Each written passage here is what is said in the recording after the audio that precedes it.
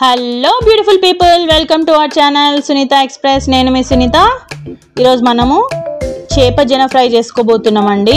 దానికోసం మనం ఒక కడాయి తీసుకొని స్టవ్ వెలిగించి పెట్టుకున్నాము. అందులో 2 to 3 స్పూన్స్ ఆయిల్ వేసుకున్నాము. అది కాగనిచ్చి ఒక ఉల్లిపాయను చిన్న ముక్కలుగా కట్ చేసుకొని అందులో వేసుకున్నాము. దాంతోపాటు కరివేపాకు రెబ్బలు కూడా కడిగి అందులో వేసేసుకున్నామండి. అవి వేగే లోపల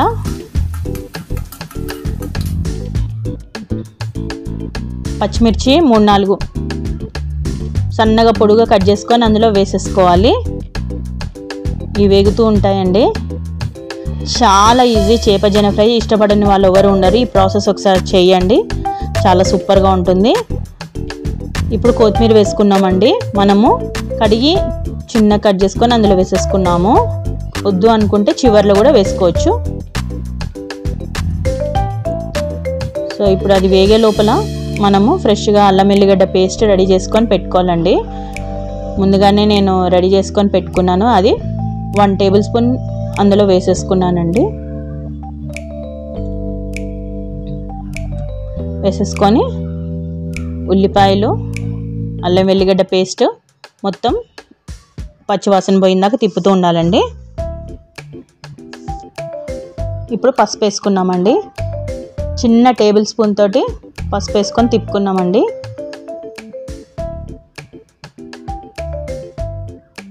ఇప్పుడు చేప జన ఫ్రై కడిగి వేసుకున్నాము. 2 టైమ్స్ కడిగి వేసుకున్నాను. బియ్యం కడిగేటప్పుడు బియ్యం ఎట్లా చేత్తో లోపల కడుగుతామో డేక్షా లోపల, అలా కడగకుండా జస్ట్ వాటర్ పోసి ఒక డేక్షాలో వంపేటప్పుడు బియ్యం ఎట్లా వంపుతామో అలాగే వంపి చేయాలండి. ఎక్కువ కడిగినా కూడా దానికి లోపల ఉన్న ఎగ్స్ అన్నీ బయటకు వచ్చేస్తూ ఉంటుంది. క్లీనింగ్ ప్రాసెస్ కూడా దాని మీద ఏమైనా పొరల్లాగా ఏమైనా ఉంటే అదంతా జస్ట్ పైన ఇట్లా తీసేస్తే చాలు. బ్లాక్ ఉన్నదంతా పోవాలి అంతే. ఎక్కువ దాన్ని కదిలియకూడదు. సో ఇది కడిగి వేసుకున్నాక కూడా కదిలియొద్దు మనం స్పూన్ తోటి, లేకపోతే దాంట్లో ఉన్న ఎగ్స్ అన్నీ బయటకు వచ్చేస్తూ ఉంటాయి అన్నమాట. ఇక ఇదే టైంలో కొద్దిగా డ్రై అవుతూ ఉందనేసి మనం ఒక స్పూన్ ఆయిల్ కూడా వేసుకున్నాము. మీరు వేసుకుంటే వేసుకోండి, లేదంటే స్కిప్ చేసుకోవచ్చు. లేకపోతే మాడిపోయే ఛాన్స్ ఉంది.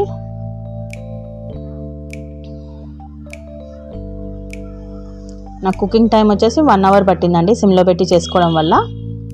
అది దగ్గరికి వచ్చేస్తుంది కదా. ఇప్పుడు కారం వేసుకున్నాను. 2 to 3 స్పూన్స్ పట్టింది కారము. కారంతో పాటు మిరియాల పొడి వేసుకున్నామండి. మిరియాల పొడి వేసుకొని చిన్న టేబుల్ స్పూన్ తోటి మిరియాల పొడి వేసుకొని మొత్తం కలుపుకోవాలి.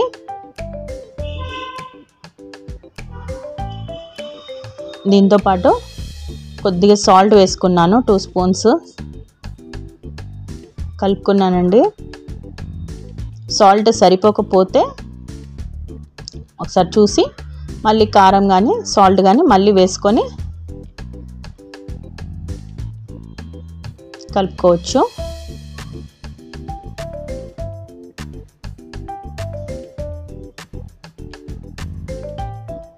చాలా దగ్గరకు వచ్చేసింది. చాలా వరకు నేను వీడియో కట్ చేశాను.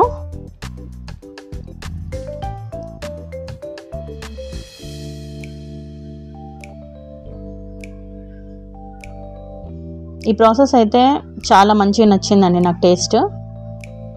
అదిగో సాల్ట్ అయితే మళ్ళీ సరిపోలేదని నేను మళ్ళీ వేసుకున్నాను. మీరు కూడా అట్లా చూసి వేసేసుకోండి.